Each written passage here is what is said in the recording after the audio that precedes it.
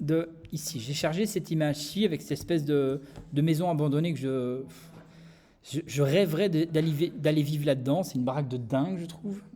Bon, il y a un peu de taf, mais bref, passons. Donc tout à l'heure, voilà, on a détouré le chat, que j'ai déjà mis ici. Bon, on a la méga truffe que je vais fermer. Don't save. Le chat est là. Le champi est là, que je n'ai pas détouré, mais on va recommencer. Hop. Sélectionne les champis. Commande J. Mon champi est là, il est détouré. Mon chat est là. Et ici, il y a cette petite caverne ici. Donc, ici, par exemple, si on veut composer une nouvelle image, évidemment, la résolution, la qualité de cette image n'est pas de très bonne qualité, mais ce n'est pas dramatique, on va être créatif aujourd'hui. Donc, j'ai sélectionné mon chat, commande C, copier. Je retourne sur mon image, commande V, coller. Bon, là, ça fait un peu peur, mais je vais faire un commande T pour pouvoir transformer mon chat. Je dézoome. Donc, pour zoomer, commande plus et commande moins pour dézoomer. Donc quand on a l'outil de transformation, on a les points d'ancrage ici qui vont permettre de modifier. Il y a un changement de manipulation qui s'est opéré chez Adobe Photoshop il y a quelques années, où avant, quand on modifiait une taille d'un objet, elle n'était pas fixée dans sa proportion en horizontale, en verticalité. Maintenant, quand on modifie, il ne va pas déformer l'image, mais on peut, si on appuie sur la touche majuscule, vous voyez qu'on peut contrôler, affiner ou pas. Maintenant, il ne faut jamais, jamais, sauf si le but c'est vraiment de faire un effet dans ce sens-là, mais il faut rarement faire ça, sauf si on veut vraiment faire des effets. Gardez, si possible, les proportions de vos images à ce niveau-ci. Donc, là, je vais réduire le chat, par exemple. Je vais zoomer dans mon image et je vais le placer ici. Je vais quand même faire un gros chat. Alors, petit truc, on peut le garder comme ça, mais si on fait un clic droit sur sa sélection active, on a ici les options de transformation. On peut modifier sur l'échelle, sur la rotation, sur la distorsion de perspective, et on peut faire du warp. Le warp, par exemple, juste pour la démonstration, quand on l'active, il va afficher une espèce de petite grille. Et le warp, ça va permettre, par exemple, d'un petit peu étirer pour modifier un petit peu la forme de quelque chose, d'un vase, d'une fleur, d'un chat, d'une personne. Maintenant, évidemment, ça détruit un petit peu la qualité d'image. Donc, ça à utiliser avec parcimonie. Donc, il ne faut jamais trop abuser de cette chose-ci, parce que vous voyez que ce n'est pas exceptionnel. Donc, si je fais Escape, toute modification, tant qu'elle n'est pas finalisée, est annulée. Donc, par exemple, vous voyez, si je la réduis fortement, on va l'appeler Mephisto, le chat. Donc, si je le réduis fortement et que j'appuie sur Escape, ma modification est annulée tant que je n'ai pas appuyé sur Enter. Donc, je recommence. Commande. Hop, je vais quand même le réduire. Reduction. Voilà.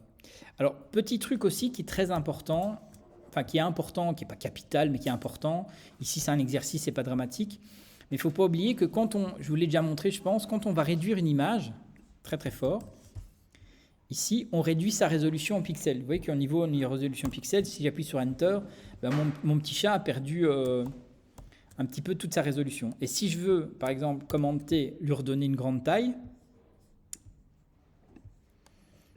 on a perdu la qualité et la résolution du chat. Il devient un peu tout flou, c'est pas très beau. Mais par contre, il y a un petit truc qui est intéressant dans Photoshop, et de travailler de manière non destructive, c'est de travailler de manière évolutive et pouvoir revenir à ses pixels d'origine. Donc mon petit chat ici qui est importé sur un calque, je vais déjà nommer chat parce que c'est toujours bien d'être un peu organisé. Si je fais un clic droit, on l'avait déjà vu je pense, mais je peux transformer mon calque en Smart Object, en objet dynamique. Et du coup, il va rajouter une petite icône. Qu'est-ce que ça fait cet objet dynamique? Ça veut dire qu'on demande à Photoshop de se rappeler les pixels d'origine de mon chat. Donc si par exemple, ici maintenant, vous voyez que déjà il y a une espèce de croix ici qui représente aussi que c'est un calque dynamique. Si je modifie beaucoup la taille de mon chat, je vais zoomer encore. Regardez, je le modifie encore sa taille ici, même tout petit. J'appuie sur Enter, mon chat est déjà fort réduit. Mais si j'appuie de nouveau sur Transformer et que je décide de réagrandir, j'ai pas perdu la qualité de mes pixels parce que Photoshop se rappelle les pixels d'origine. Et ça, c'est grâce au fait d'avoir transformé mon calque en calque dynamique. Donc ça permet de garder en mémoire et de dire à Photoshop, non, ne sois pas destructeur avec ça, je veux quand même garder la qualité parce qu'on ne sait jamais. Je vais peut-être faire un chat géant qui va d'ailleurs, on va faire un chat géant si vous voulez. On va le placer ici sur le banc. Ok, je vais zoomer un peu. Donc mon chat est placé ici sur le banc. Et de nouveau, si je fais un commande T et si je fais un clic droit, on peut aussi évidemment modifier le chat et on peut le flipper au niveau horizontal ou vertical. Et si je fais ça, le chat il est orienté un petit peu dans l'autre direction. Il est, quand on fait des composites, parfois c'est un peu intéressant. Mais là je le flippe. Pourquoi ? Parce que par rapport à la disposition du bâtiment, qu'il est plutôt orienté dans cette direction-ci, c'est plus logique que le chat soit orienté dans cette direction-ci. Après, on voit qu'il n'est toujours pas encore hyper proportionné, mais ce n'est pas dramatique. On peut adapter tout ça aussi. Je vais dupliquer, commande J, ça duplique le calque sélectionné. Et j'ai de nouveau mon chat qui est là, je peux le déplacer, le mettre à un autre endroit si je veux. On va le mettre sur ce banc-ci. On peut le réduire encore. Hop, Enter. Et je vais aussi lui faire un petit flip horizontal. Comme ça, il va regarder l'autre chat éventuellement. Hop. Et je vais le dupliquer encore une troisième fois. Donc, on peut le faire commande J. On peut prendre son calque et aller sur le petit plus. Mais on peut aussi, avec la touche Option, Alt ou Option sur votre clavier, quand on clique sur un élément, vous voyez que mon curseur change. Et ça va créer automatiquement un duplicate. Et là, je vais l'étirer, l'agrandir. De nouveau, commande T. Et je vais le réagrandir. Et on va le mettre ici, dans le ciel, comme ça. Pourquoi j'ai fait ça ? Là, je vais vous montrer, c'est un truc que j'utilise moi très très souvent dans Photoshop. C'est un truc qui permet d'être parfois très intéressant, très utile. C'est quand on double-clique sur son calque, on a une fenêtre ici qui va faire apparaître les styles de calque. On va utiliser ça une fois aussi pour faire des effets sur du texte et des effets sur des différents trucs. Mais ce qui nous intéresse, c'est cette option-ci. C'est un truc vraiment que je trouve vraiment magique, vraiment génial. Et en fait, il va dire, tiens, ce calque-ci va se comporter comment par rapport au calque du dessous. Et vous voyez cette espèce de dégradé du noir vers le blanc. Ça veut dire que le calque, ici, le chat, il est visible dans tous ces tons sombres, tous ces tons gris, tous ces tons clairs. Donc toute la luminosité du calque. Mais si jamais je diminue, en cliquant ici, petit à petit, vous voyez que les tons sombres commencent à disparaître. Si je vais de l'autre côté, les tons clairs vont commencer à petit disparaître. Mais évidemment, c'est un chat noir, il n'y a pas beaucoup de tons clairs. Vous voyez qu'on commence un petit peu à disparaître, un petit peu comme ça. Mais là, c'est le calque du chat qui réagit à ce niveau-ci.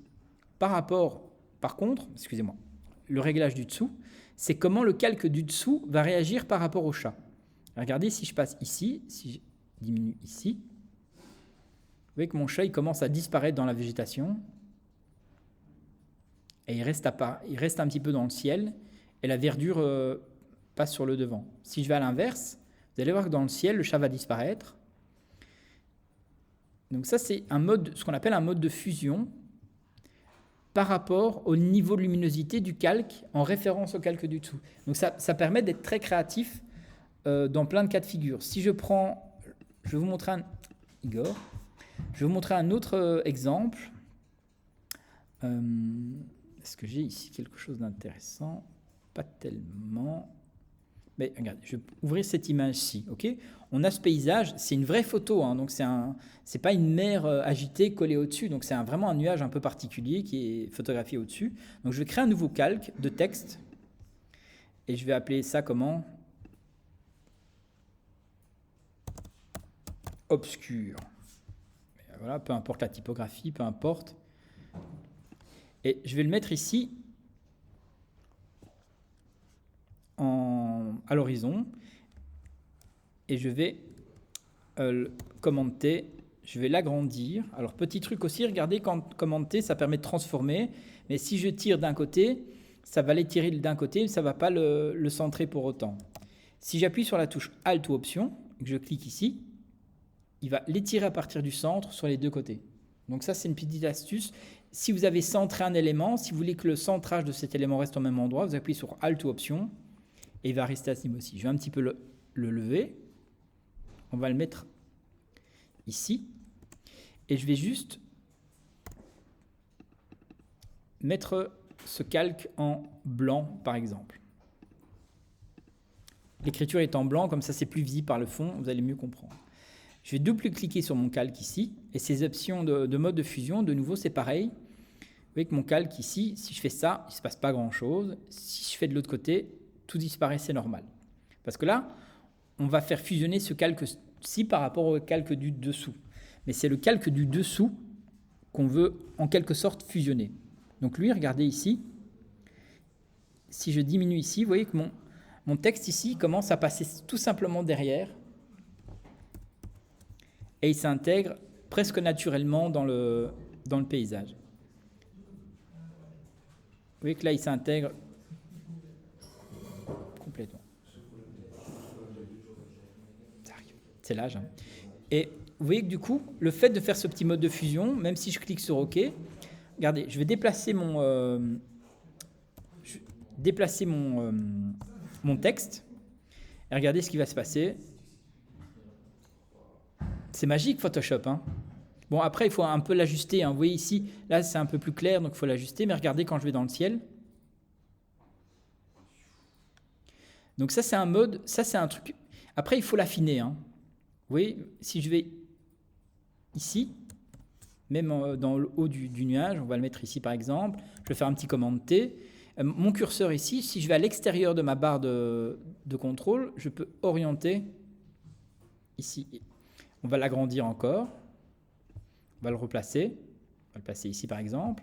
Mais vous voyez que, si j'appuie sur Enter, cette transition, elle n'est pas super belle. Vous voyez qu'elle est un petit peu hachurée. Si je reclique dessus, donc avec le même effet qu'on fait ici, donc déjà on peut contrôler cet effet pour qu'il soit plus ou moins graduel. Mais vous voyez qu'on a une espèce de petite barre un petit peu entre les deux. Et cette barre et cette petite pyramide, ce petit triangle, il peut être séparé pour avoir un effet graduel beaucoup plus contrôlé. Et ça, c'est un putain de... Enfin, c'est pas un secret parce que tous les pros connaissent un peu ça, mais c'est un truc vraiment génial qui permet d'intégrer très très rapidement du texte à une image ou une image à une autre. Quand j'appuie sur ma touche Alt ou Option, je peux séparer ces deux réglages et du coup faire quelque chose de plus graduel, de plus contrôlable à ce niveau-ci. Et vous voyez que mon texte, maintenant, il n'a plus de petits hachurages autour. Il est intégré, vous voyez, et il s'intègre beaucoup plus dans les tons sombres, les tons clairs. Vous voyez, dans les tons clairs, évidemment, il s'intègre moins parce que ce n'est pas ce qu'on a fait dans le réglage. Et que quand je vais ici, il s'intègre ici aussi beaucoup mieux. Donc ça, c'est une question de finesse de ce réglage. Et du coup, vous voyez, on peut vraiment l'intégrer dans le ciel pour faire des trucs hyper créatifs très rapidement. Et c'est vraiment très simple. Ça, vous pouvez essayer. Vous double-cliquez sur votre calque. Et c'est ici, tout en bas, c'est Fusion Si. Toujours par rapport au gris. Jamais, on peut être créatif et régler par rapport à d'autres couleurs, mais ça ne nous intéresse pas dans le cadre-ci. Voilà, le calque du dessous va devenir un peu transparent. Donc, tous les noirs ici, ça ne sera pas visible sur les tons sombres. Et à partir de ce gris-ci jusqu'à ce gris-là, on va avoir un petit dégradé de transition. Si jamais on veut que ce dégradé soit moins fort, ben oui, on peut contrôler. C'est pour ça que c'est bien de le placer et de modifier ce réglage un petit peu comme vous le souhaitez. Si je fais un petit commande T de nouveau, je vais le réorienter. Hop, si je veux transformer ici, voilà, là on l'a mis en oblique. Non, là Igor, ça c'est trop. Majuscule, je les tire, vous voyez qu'on a mis en oblique, je relâche. Et on a transformé la typographie, on a fait une jaquette d'un album, ça y est. T'as vu le nouveau groupe, le nouvel album d'Obscur? L'image est trop classe. Alors, on peut être très créatif en 3 clics. Hein. Le truc, c'est qu'il faut soit parfois avoir une idée de savoir où on va, soit parfois un petit peu expérimenter et trouver des trucs très simples. Il n'y a pas de... À partir du moment où on a du plaisir, ça me fout. Bref. Mais vous voyez de nouveau ici mon petit chat. Si je veux l'intégrer dans le ciel, ben on veut qu'il disparaisse dans les tons sombres, mais qu'il reste dans les tons clairs. Donc là, pareil, je vais appliquer ici ce réglage et je vais toujours avec ma touche Alt ou Option séparer pour qu'ils soient un peu plus graduels. Et je veux qu'ils soient quand même là dans le ciel et qu'ils soient un petit peu en transparence avec la végétation. Et vous voyez, là, il commence à être un petit peu en transparence dans la végétation, mais on va le faire un peu comme ça. Comme ça, l'arbre est encore là et le chat paraît un petit peu en transparence derrière. Après, évidemment, il faut le... C'est un chat démon, hein. Tu vois, on va l'orienter un peu comme ça.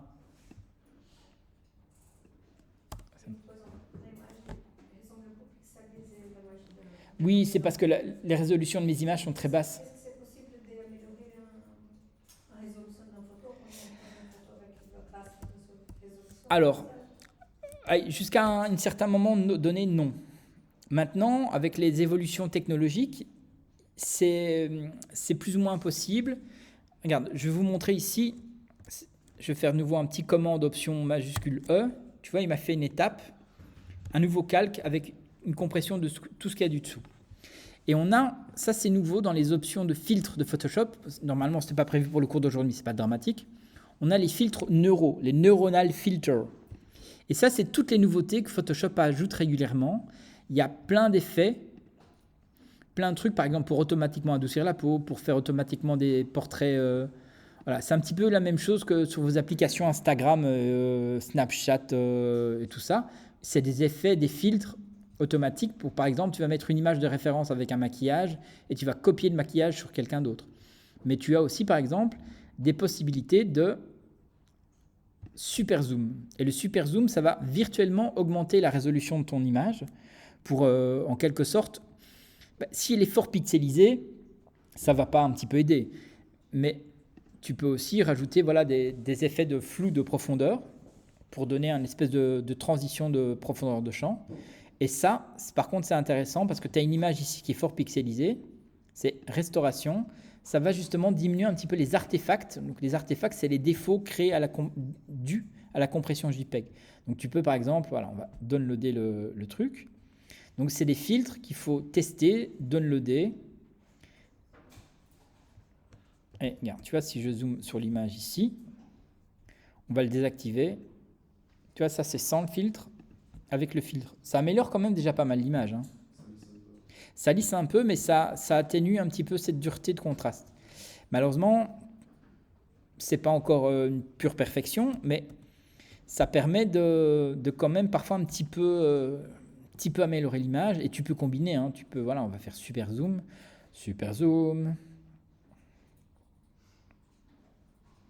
Et ils en rajoutent régulièrement. Tu vois, ça, c'est des nouveautés. Maintenant, ça va générer, mais ça va tuer le métier de photographe. Ça va générer des portraits de personnes qui n'existent pas.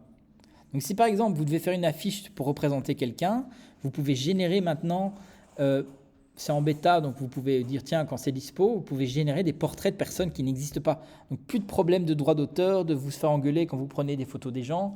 Ces personnes n'existent pas. Après, ça va tuer le métier de photographe. Donc, voilà. Pour simuler des poses longues de photographie d'eau qui bouge, par exemple, pour générer des ombres de manière intelligente, plus ou moins. Donc, il va essayer d'analyser la lumière d'où vient, mais voilà. Et le système de réduction de bruit, ça vous intéressera pas du tout. Vous allez en général pas choisir, de toute manière, vous n'allez pas être photographe. Vous allez en général choisir des images qui ont directement des images, avec des bonnes qualités, quoi. En général. À votre santé. Donc ici, par exemple, on va faire nouveau document, on va faire nouveau calque, ok. Et du coup, tu vois, ça adoucit, mais ça, c'est quand même un petit peu plus joli aussi. Maintenant, tu peux, sur ton calque d'origine, tu peux aussi faire un petit peu comme on faisait un petit peu à l'ancienne. On va faire un petit surface blur très très léger.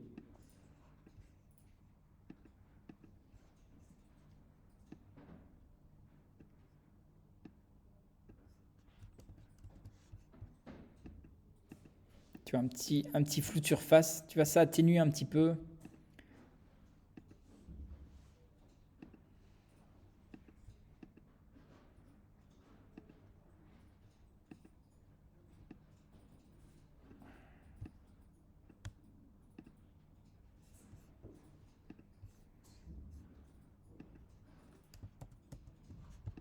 Enfin, ça atténue aussi un petit peu, mais tu vois, dans l'eau, ça paraît déjà un peu plus naturel.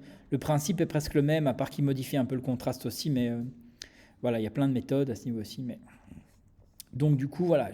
Maintenant, ici, on est d'accord, j'ai juste placé mes châles. Idéalement, quand on fait un composite, il faut penser à l'ombre des éléments qu'on va copier. Il faut penser à ce que la tonalité et le contraste et la saturation des images correspondent. Donc quand tu prends une image par rapport à une autre, que tu colles une image sur une autre, ce qui va choquer, et pour faire en sorte que ça soit un peu réaliste, c'est aligner, donc c'est créer une ombre, et c'est ajuster la luminosité, tonalité, luminosité, contraste et saturation.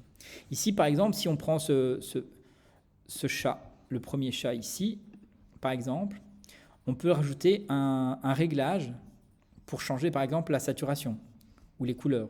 Donc ici, je vais faire, par exemple, on a des calques de réglage ici, donc on peut régler plein de choses. On va faire tout simplement, moi je vais travailler avec une calque de courbe.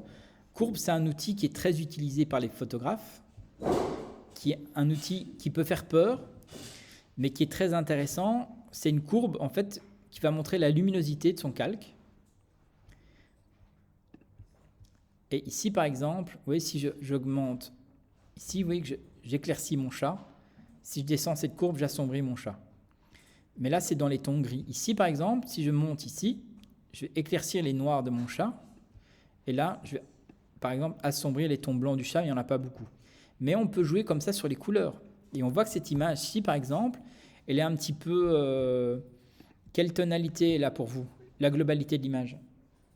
Elle est un peu verte, elle est un peu jaune, elle est un peu mauve. Elle est un peu verte. Hein.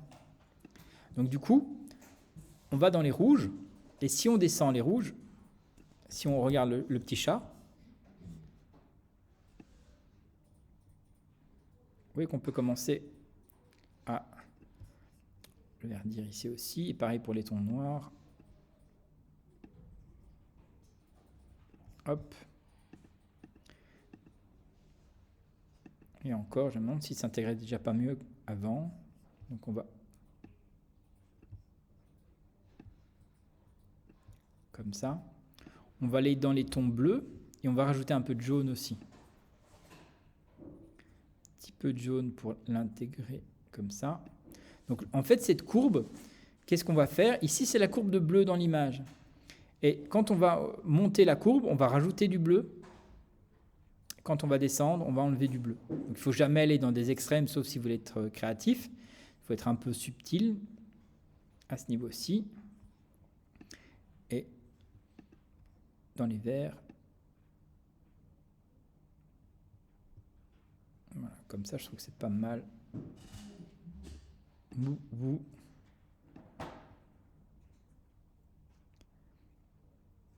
Ok, je trouve comme ça, ça passe, c'est pas mal à ce niveau-ci. Après, vous voyez qu'on a créé du coup un calque. Donc c'est un calque de réglage qui est représenté par ce symbole. Il y a toujours un masque et on a cette petite flèche. Cette petite flèche, en fait, je l'ai créée. Cette petite flèche, qu'est-ce qu'elle indique? Que l'effet qu'on vient de faire ne se voit que sur le calque du dessous. Donc c'est ce qu'on appelle un masque d'écrêtage ou un clipping mask, et on le crée comme ça de plusieurs manières, cette petite flèche, soit en cliquant sur le petit icône ici carré avec la flèche. Vous voyez que du coup sur toute mon image est changée au niveau teinte, soit en cliquant là-dessus, soit quand on survole entre les deux calques, on appuie sur la touche option et que mon curseur change et on va créer ou pas ce calque-là. Maintenant, on veut le même réglage de ce châssis sur les autres chats. Donc du coup, coucou, qu'est-ce qu'on peut faire? Soit on va dupliquer le calque et faire le même calque sur tous les chats, soit par exemple on va mettre le calque au-dessus et on va grouper les trois chats. Donc je sélectionne les trois chats en appuyant sur par exemple commande en cliquant sur les trois calques et je fais un commande G, j'ai groupé mon calque, mes chats apparaissent par exemple et je vais quand même appliquer mon réglage ici que sur mes chats, que sur mon groupe et de nouveau pareil, j'appuie sur la touche option, je clique ici et vous voyez que mon réglage de teinte de luminosité s'applique du coup sur mes trois chats, même si c'est subtil en plus sur l'écran que vous voyez, vous n'allez peut-être pas avoir de beaucoup de différence. Donc là, j'ai modifié déjà un petit peu les tonalités. Ça s'approche, ça s'accorde déjà un petit peu plus, éventuellement. Mais lui, il s'est passé un truc. Parce que lui, ce petit chat-là, il n'est plus passé en arrière-plan parce que mon mode de fusion, il se fait par rapport au calque du dessous. Et comme le calque du dessous, c'est pas le même, donc il faudrait le mettre en dessous et le sortir du calque, en fait. Ça, c'est le problème. Ouais. Lui, il faut le sortir du calque, du groupe, et le remettre ici, et là, ça repasse. Donc, pardon. N'oubliez pas, donc, on adapte un peu les couleurs. Après, il faut adapter aussi le côté ombre. On va y arriver petit à petit. Vous voyez que ce chat ici. Donc, ça, on peut le faire de différentes manières. Mais le plus simple, je pense, c'est d'être presque créatif. Donc, on va créer un petit calque en dessous. Donc, je crée un calque vide en dessous de ce châssis. Et avec mon pinceau, un peu plus petit, on va faire simple. On peut faire plus complexe pour créer des ombres, mais voilà, on va faire simple. On va prendre une ombre présente, une couleur d'ombre présente dans l'image. On voit que ça, c'est l'ombre, l'arrière. N'oubliez pas, quand on appuie sur la touche Option, on transforme son curseur en pipette et on va pouvoir sélectionner une couleur, par exemple, une couleur d'ombre ici. On n'est pas obligé de prendre du noir.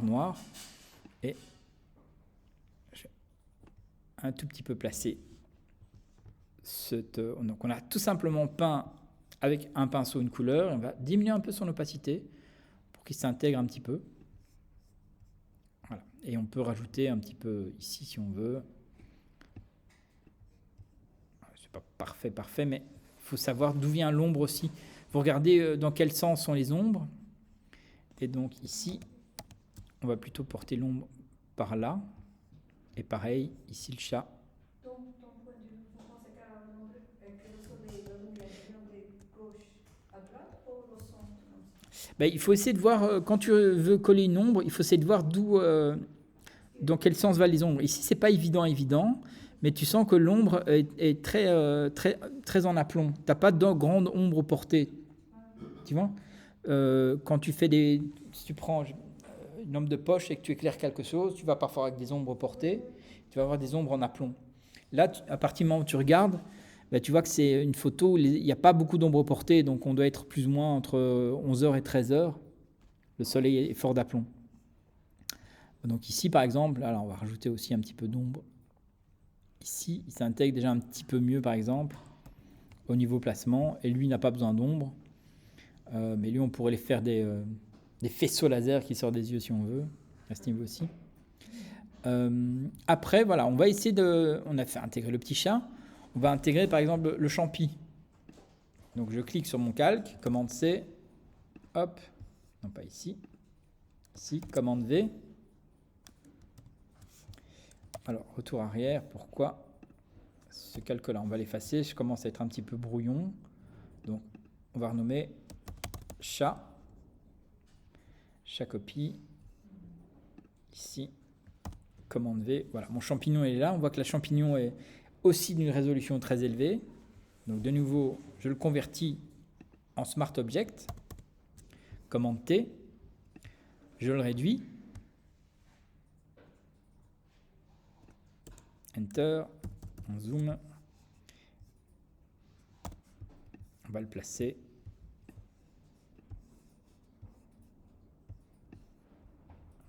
Ici, par exemple. Et on va le masquer derrière le bâtiment ici. Et pour le masquer, on va créer un masque au-dessus, l'espèce de petit drapeau japonais. Brush. N'oubliez pas, avec du noir on masque, avec du blanc on révèle. On va tout simplement peindre comme ça. Et comme ça, on va faire plus ou moins croire qu'il est derrière. On se casse moins le cul pour l'intégrer, par exemple. Après, on voit qu'au niveau lui contraste et au niveau brillant, ça ne va pas du tout. Et on voit que lui aussi, par rapport au niveau couleur, ça ne va pas non plus. Mais ça, on va s'occuper de ça après. Je vais juste regarder, dupliquer mon calque, dupliquer mon champignon. Et je vais le déplacer. Je vais le mettre ici aussi, par exemple. Je vais zoomer. Je vais mettre ici. Je reprends mon masque. B pour brush. Je vais le masquer ici aussi. Commande T. Je vais un petit peu le réduire. Je vais le replacer comme ça. OK. Enter. Et je vais encore le multiplier une fois. Commande T. Flip vertical. On va le taper ici par exemple. On va l'agrandir. Enter. Le masque. B pour brush. Hop. Après, lui, on pourrait l'intégrer un peu plus en le faisant un peu fusionner avec le fond. Mais vous allez voir, on va faire ça un petit peu après. Et je vais encore le copier une fois. Hop. Hop. Donc, il y a différentes méthodes pour copier. Non, Igor, ça, c'est pas copier. Positionne ici. Commande T. Voilà, et lui, on pourrait le mettre encore plus de copies si vous voulez, mais bon, on va avancer un peu. Hop. Si on veut bouger son élément de manière plus précise, avec les flèches directionnelles, on peut les bouger pixel par pixel à ce niveau-ci. Hein, ok ? Donc là, c'est bien. Ici, mon demi-masque ne me plaît pas trop, donc on va quand même le récupérer comme ça. Mais maintenant, vous voyez que mes champignons, au niveau couleur, contraste et tout ça, ça ne va pas. Ok ? Alors, là, de nouveau, un autre intérêt d'avoir un calque dynamique, je double-clique sur mon calque, ici, il va ouvrir ce calque dynamique. Et ce calque dynamique, ça va nous permettre de, par exemple, faire des petites choses sur ce calque. Donc, par exemple, je vais faire de nouveau une petite courbe, ici. Je vais lui demander de rajouter un peu de vert. Modifier un peu comme ça. Je vais aller dans les bleus, d'être un petit peu plus jaune. Un peu comme ça. Je vais aller en RGB, c'est toutes les couleurs. Je vais un petit peu l'assombrir, par exemple. On va diminuer son contraste. OK. Et ce petit truc, il est par exemple, il est trop net. Il est trop sharp. Donc on va en fait lui rajouter au-dessus un grain. Et pour ça, je vais cliquer donc mon petit élément de champignon ici. Je vais par exemple aussi de nouveau le reconvertir en objet dynamique. On peut convertir un objet dynamique en objet dynamique. Pourquoi je fais ça ? Regardez, je vais rajouter du grain. Donc c'est filtre, bruit, hide noise. Et on va la rajouter un grain ici. Vous voyez ? Je ne sais pas si vous voyez sur l'image. On va rajouter un grain, on va rajouter un peu de texture. Monochromatique. Ça va peut-être un peu loin, mais vous allez comprendre petit à petit. Et voilà, là j'ai un petit peu adapté mon champignon au niveau couleur, au niveau contraste et au niveau texture. Je vais sauvegarder, commande S, c'est très important. Et regardez, je vais retourner sur mon image principale. Là, un des gros avantages du calque dynamique, non, c'est pas lui, c'est lui. Tous les champignons ont automatiquement été adaptés. Pourquoi ? Parce que mon calque dynamique, c'est un calque intelligent j'ai fait des copies de ce calque-là. Et tout ce que j'ai adapté sur un calque, il s'adapte sur tous les calques. Si je le réouvre par exemple, je réouvre mon calque, et si je décide de ce calque-ci, de nouveau de lui mettre une teinte de saturation et de lui changer totalement cette couleur-ci, regardez, je vais faire commande S, je reviens ici, il a modifié tous mes champignons. Donc ça, c'est de manière de travailler de manière non destructeur, intelligent. Quand vous utilisez plusieurs fois le même élément et que vous devez modifier en groupe ce même élément, vous travaillez comme ça de manière non destructeur. Et ça, c'est assez intéressant.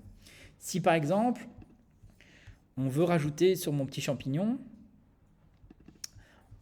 on va rajouter des petits effets. Ici, on va lui faire par exemple une ombre interne.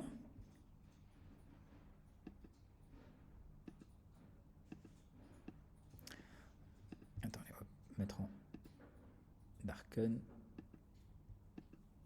Voilà, on va un petit peu assombrir. Ça, ne vous inquiétez pas, il ne faut pas connaître, savoir. Je vous fais un peu une espèce de mini démo comme ça pour vous montrer un peu les possibilités quand même de Photoshop. Je vais lui faire aussi un drop shadow ici. Drop shadow, c'est une ombre portée qu'on peut utiliser. Je vais faire une petite ombre comme ça décalée. Hop. OK. Commande S. Sauvegarder. Voilà. Du coup, on a intégré ces champignons de manière de nouveau un peu plus dynamique au niveau teinte. Mais vous voyez, au niveau grain, ça ne suffit pas. Il est de nouveau beaucoup trop présent et l'ombre portée ne va pas. Donc, c'est ça qui est génial. C'est qu'on peut revenir dessus. Le drop shadow, on le refait. Avec le filtre ici, le bruit, il en faut plus. Ben, on en rajoute. Bon, peut-être pas autant, mais...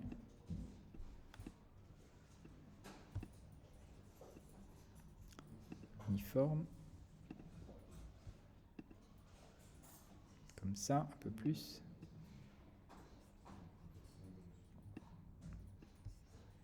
Hop, on sauvegarde. Voilà, petit à petit, on ajuste un petit peu son image, un petit peu à ses choix. À ce niveau aussi, bon, c'est pas fabuleux, mais idéalement, il faut prendre un peu plus de temps de recherche.